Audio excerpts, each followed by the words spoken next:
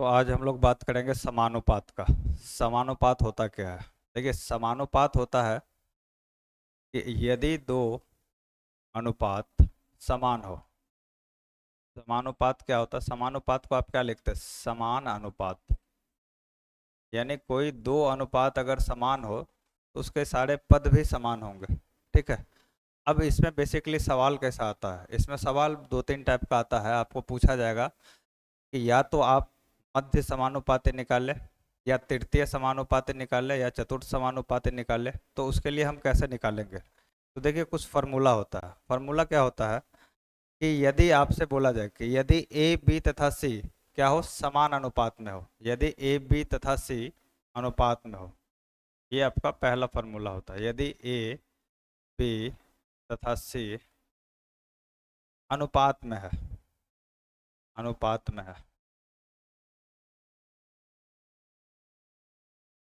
तो यहां से अगर हम मध्य समानुपात निकालेंगे, मध्य में कौन है? बी है। तीन संख्या अगर हम ले रहे हैं ए बी और सी, मान लेते हैं कोई तीन संख्या ए बी और सी है, तो मध्य में क्या है? बी।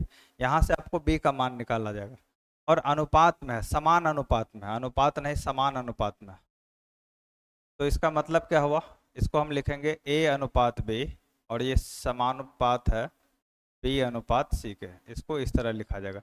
ये जो साइन होता है ना, चार डॉट का, इसको बोलते हैं समानुपात का साइन। ये क्या होता है?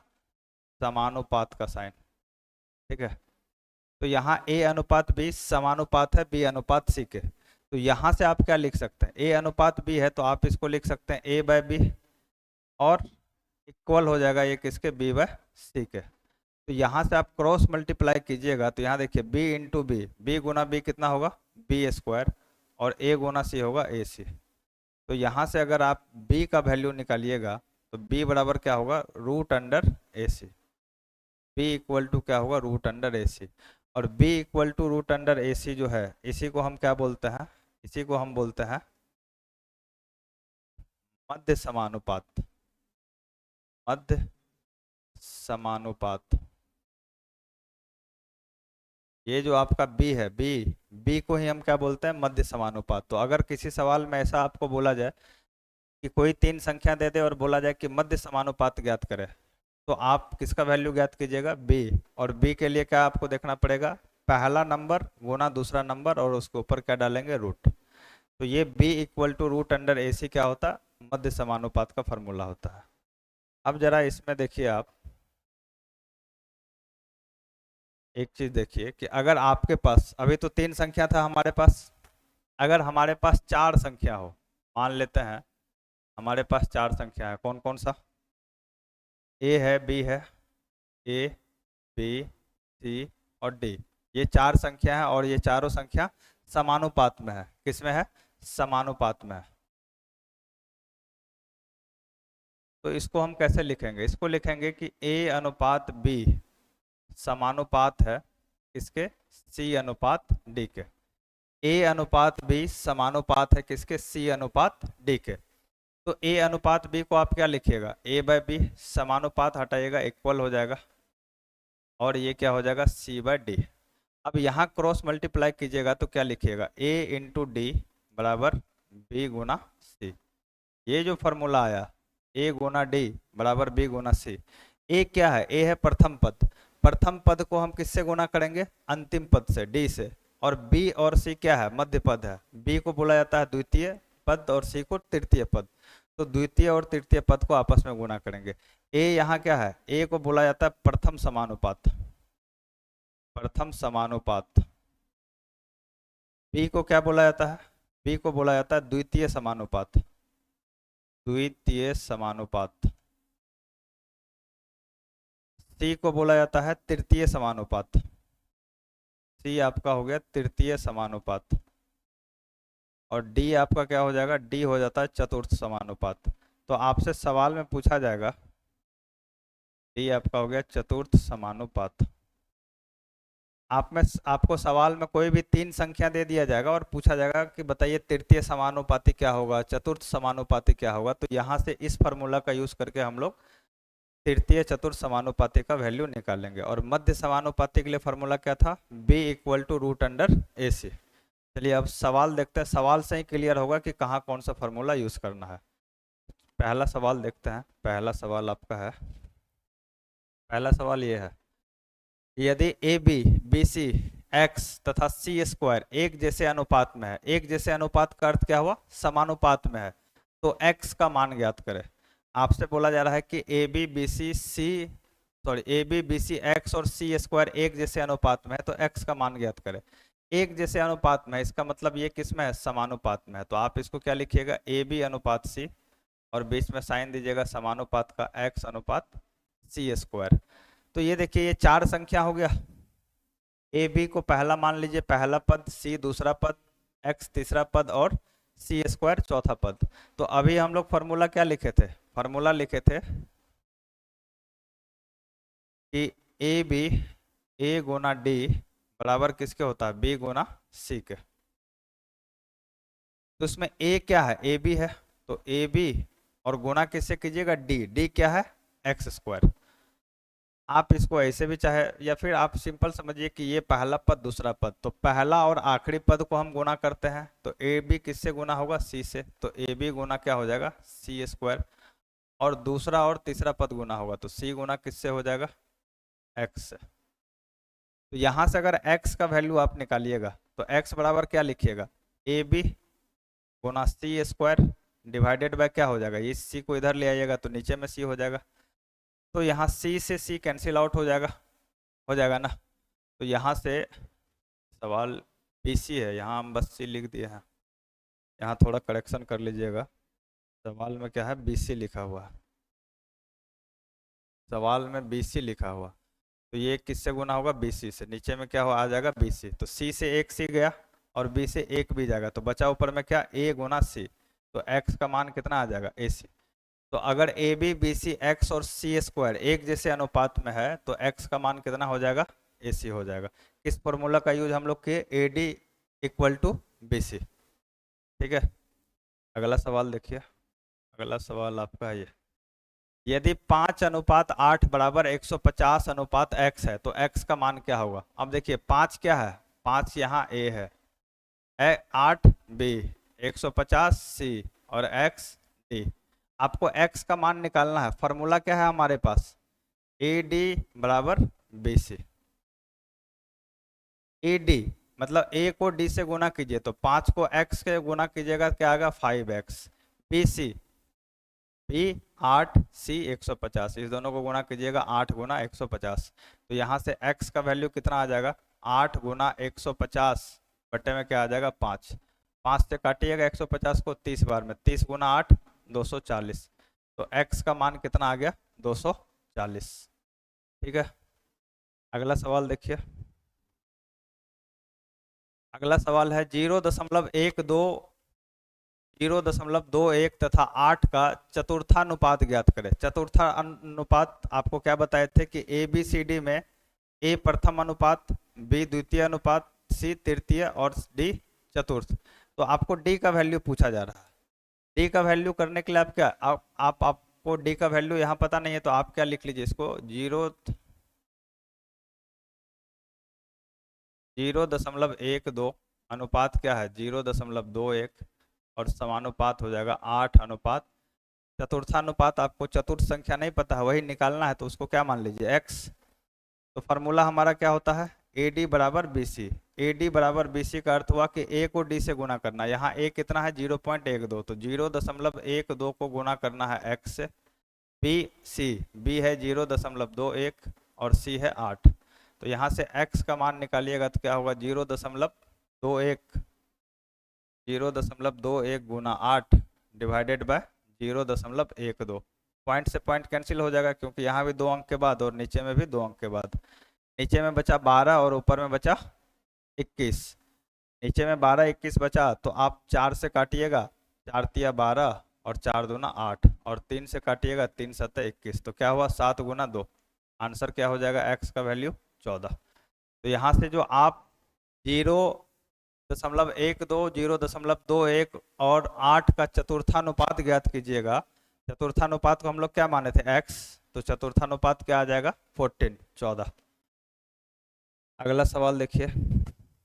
अगला सवाल है कि 2 पे पावर 1.5 तथा 2 पे पावर 0.5 को किस अनुपात में लिखा जा सकता है। ये किस अनुपात में, ये आपसे पूछा जा रहा है। तो देखिए 2 पे पावर 1.5 है, 2 पे पावर 1.5 अनुपात में लिखिएगा 2 पे पावर 0.5। ठीक है।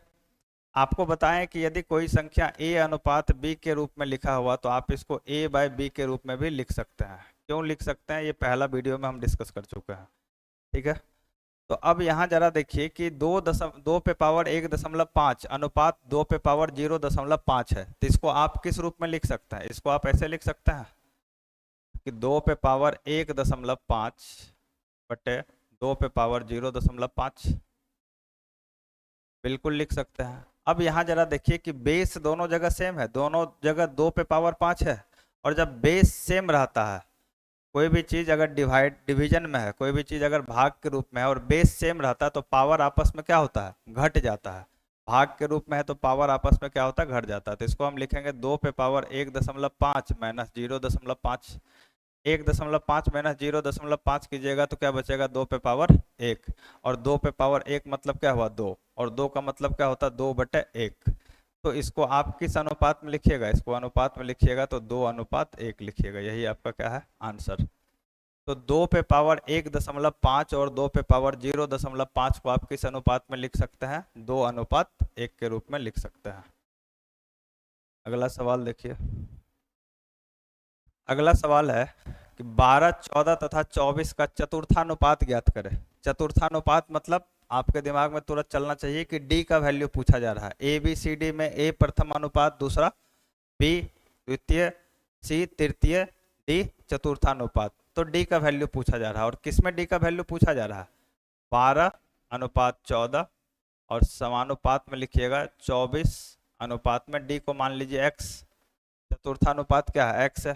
तो यहां से क्या कीजिएगा, फॉर्मूला क्या था, a गुना डी बराबर b गुना सी।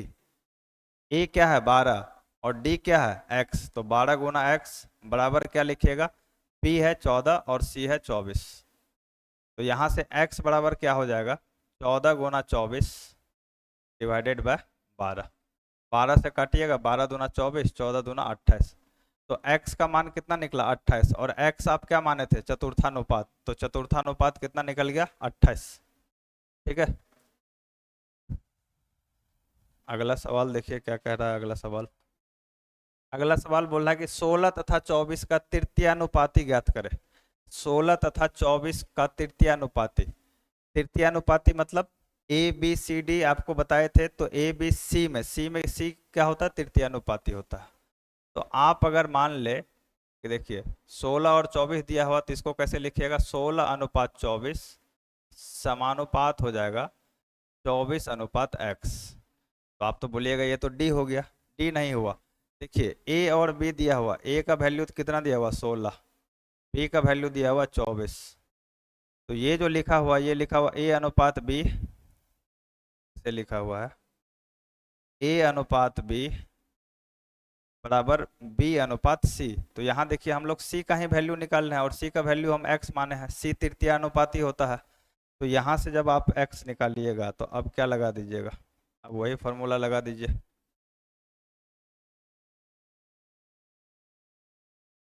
फॉर्मूला हमारा वही रहेगा, कौन सा, ए गुना डी बराबर बी गुना सी। ए कितना है 16, डी कितना है एक्स, बी कितना है 24, सी भी कितना है 24। तो यहाँ से x का वैल्यू कितना आ जाएगा, 24 गुना 24 और डिवाइडेड बाय 16।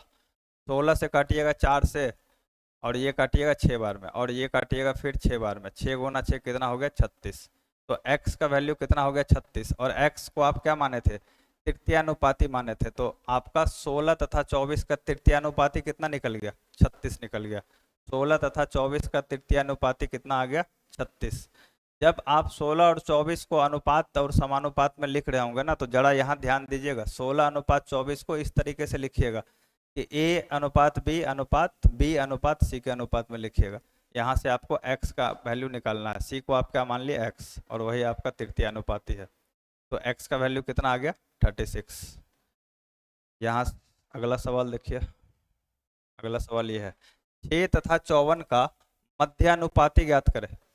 मध्यानुपाती फॉर्मूला क्या था, b equal to root under AC। और यहाँ b क्या है, b को हम लोग बोलते थे मध्यानुपात। मध्यानुपात यानी आपसे b का वैल्यू पूछा जा रहा है। 6 और 54 किसका वैल्यू दिया हुआ, 6 दिया हुआ a का वैल्यू और 54 दिया हुआ है c का वैल्यू। तो b का वैल्यू नहीं निकलेगा, b का वैल्यू होता है रूट अंडर AC। a कितना है 6, c कितना है 54। अगर आप इसको गुणा करते हैं तो 6 चौके 24, 5 छः के 30, 2 32, रूट अंडर 324। तो यहाँ से b का वैल्यू कितना आ जाएगा, रूट अंडर 324 होता 18। तो b इक्वल टू आ गया 18, यानी मध्यानुपात आपका कितना निकल गया 18। अगला सवाल देखिए, 5, 13, 22 तथा 47 में प्रत्येक पद में क्या जोड़ा जाए कि प्राप्त संख्या समानुपाती हो।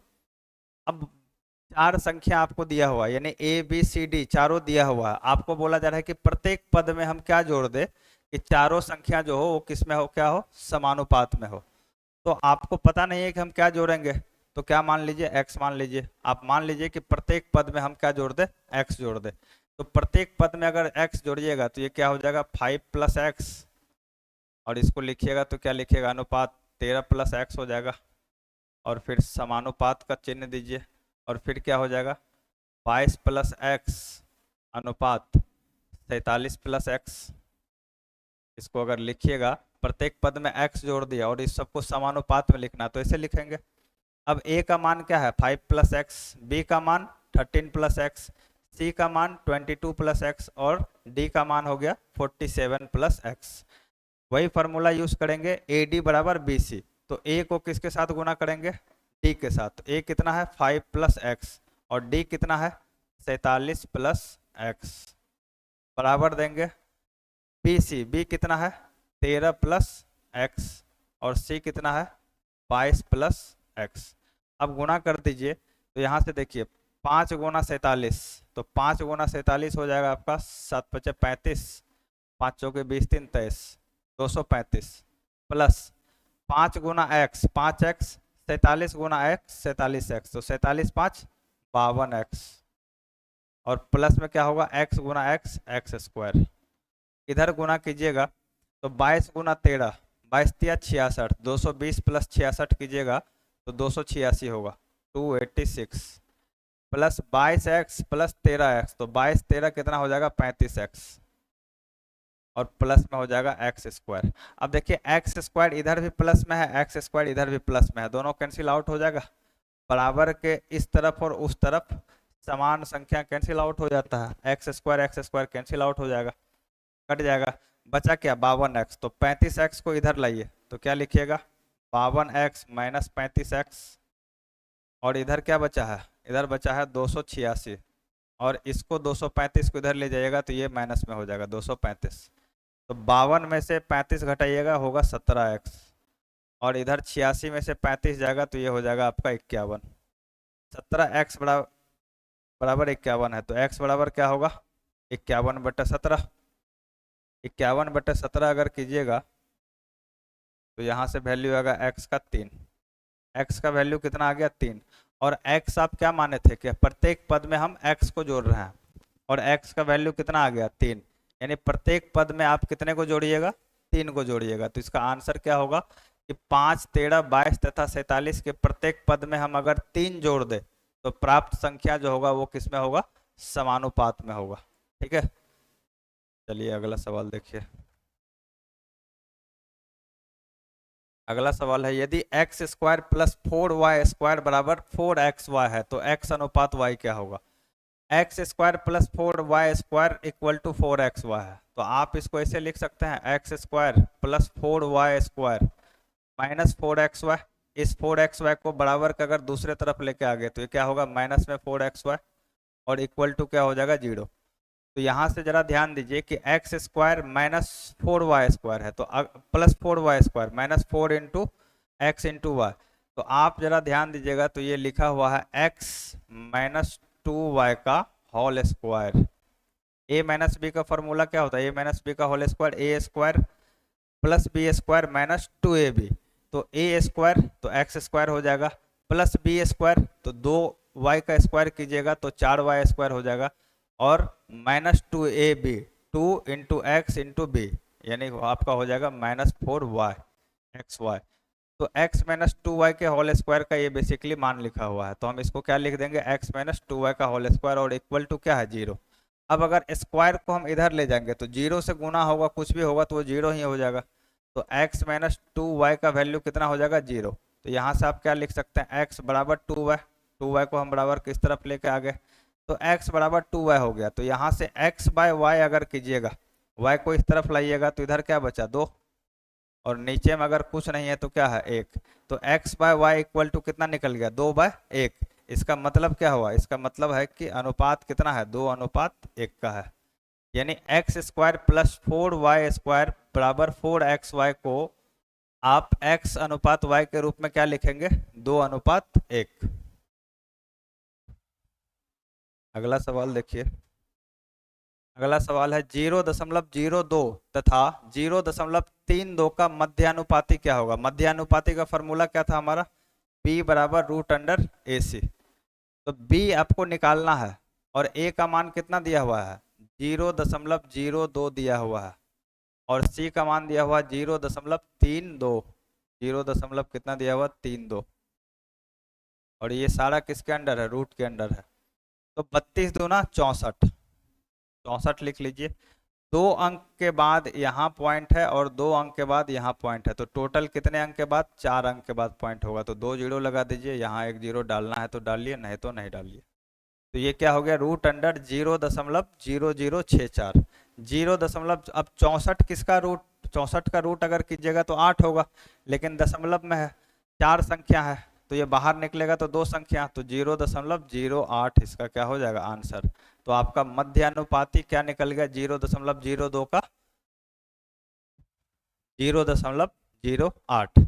तो देखिए समानुपात पे जो रिलेटेड क्वेश्चन बनता है यही बनता है, आपसे पूछा जा सकता है, आसान होता है, फार्मूला बेस्ड है। बस 2 फार्मूला आपको याद रखना है, क्या क्या, b इक्वल टू √AC, और AC इक्वल टू AC नहीं, AD इक्वल टू BC, और एक फार्मूला है b इक्वल टू √AC। बस ये 2 फार्मूला याद रखना है, इस पे ही सारा सवाल आपको बन जाएगा। तो समानुपात बेसिकली इजी होता है, कोई ज़्यादा टेंशन वाला बात नहीं है इसमें, लेकिन इससे भी सवाल पूछा जाता है, ठीक है। तो इस सवाल को आप लोग प्रैक्टिस कीजिएगा, और हमारा जो अनुपात समानुपात का सीरीज था वो खत्म हो गया। अनुपात समानुपात से रिलेटेड जितना भी क्वेश्चन पॉसिबल है जो पूछा जा सकता है वो सारा हम करवा दिए हैं। तो आप उन सारे क्वेश्चन का रिवीजन कीजिए, और अगला हम लोग परसेंटेज का वीडियो लेके आएंगे।